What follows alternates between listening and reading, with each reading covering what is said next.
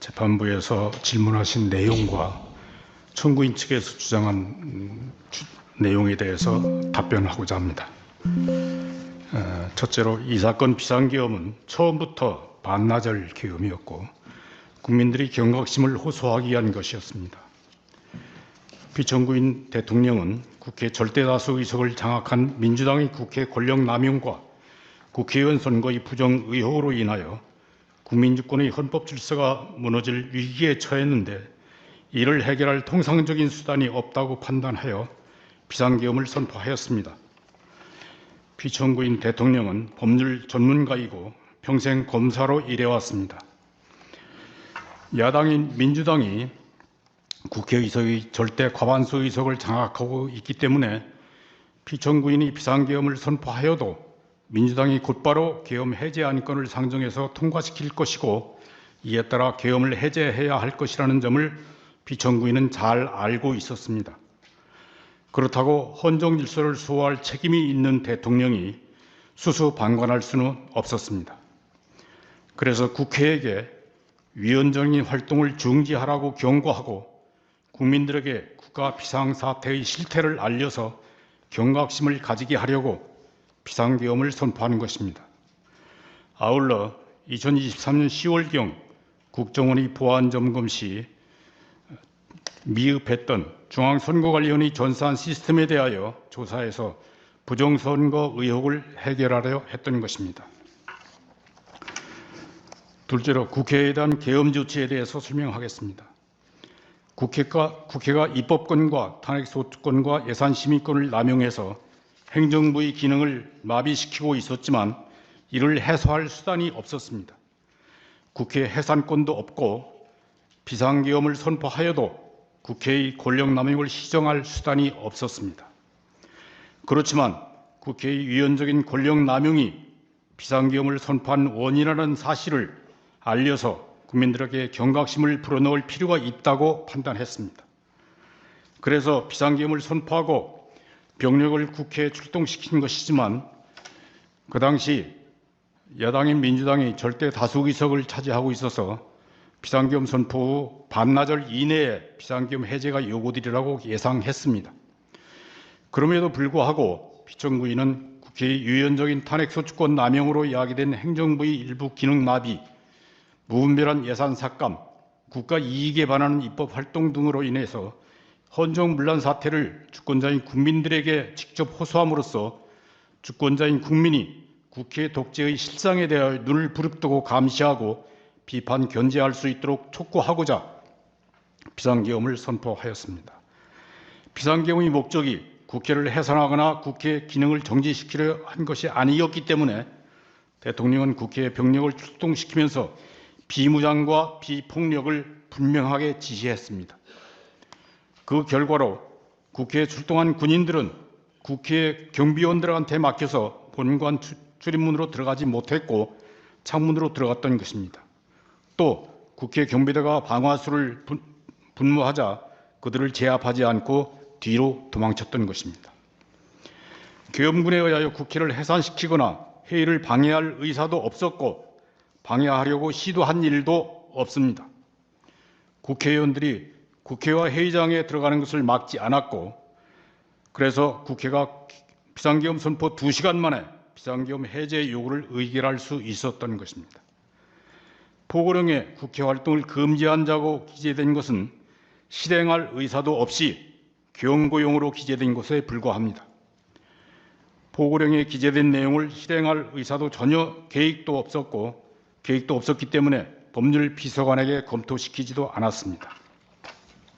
다만 야간 통행금지 부분은 국민들에게 불편을 줄 수 있으니 빼라고 했을 뿐입니다. 대통령이 비상계엄으로 국회 활동을 금지하고 비상입법기구를 만들려 했다는 주장은 터무니없는 거짓 선동입니다. 또 대통령은 국회의원 등 누구를 체포하라고 명령하지 않았고 계엄군이 누구를 체포하려고 시도하거나 체포한 일도 없습니다. 반나절 계엄이 명백히 예상하면서 무슨 일을 도모한단 말입니까?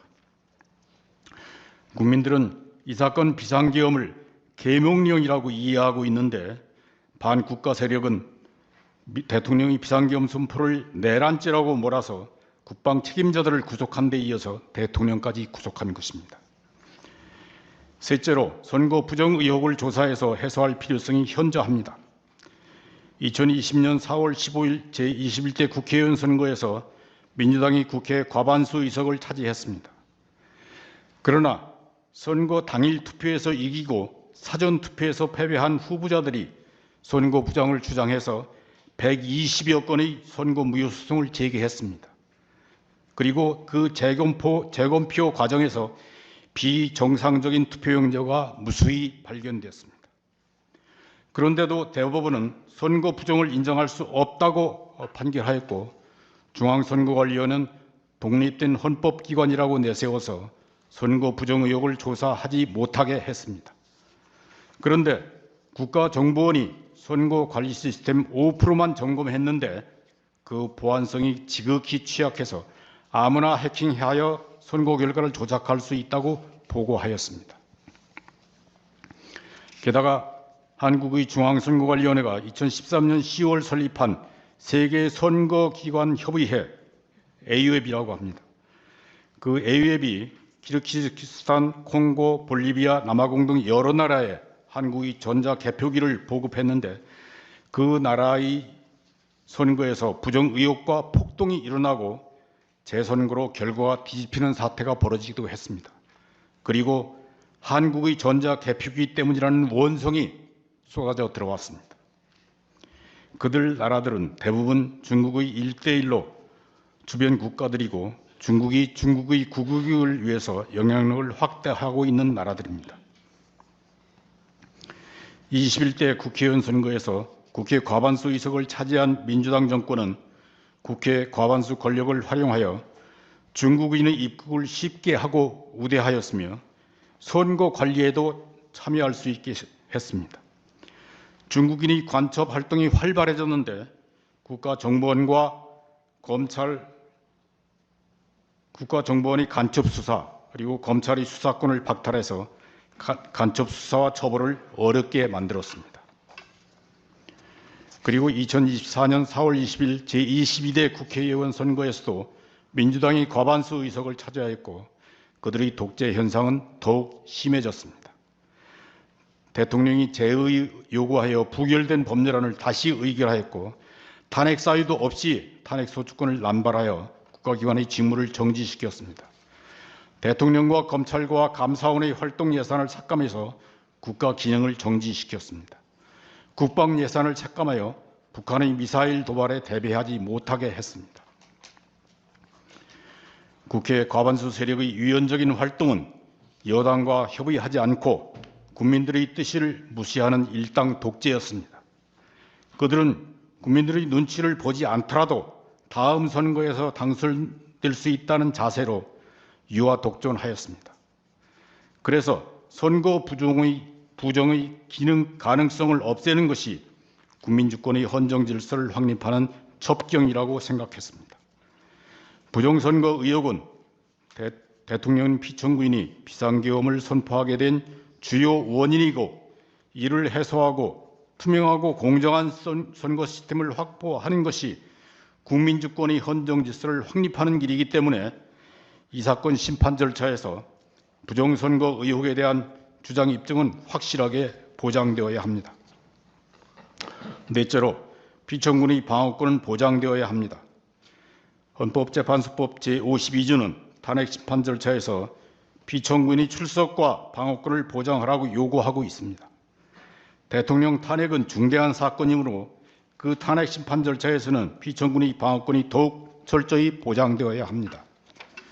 청구인 측은 특정 증인을 신문할 때 피청구인이 보이지 않게 해달라고 요청하지만 그것은 피청구인의 방어권을 무시하는 것이고 피청구인이 없는 자세에서 위증을 하게 해달라는 것처럼 들리기도 합니다. 또 수사기관에서 피청구인을 강제 구인하여 변호인 접견을 방해하거나 헌법재판소 법정에 출석하지 못하게 한다면 그것도 탄핵사건 피청구인의 방어권을 지배한다는 비난을 면하기 어려울 것입니다. 이상입니다. 감사합니다.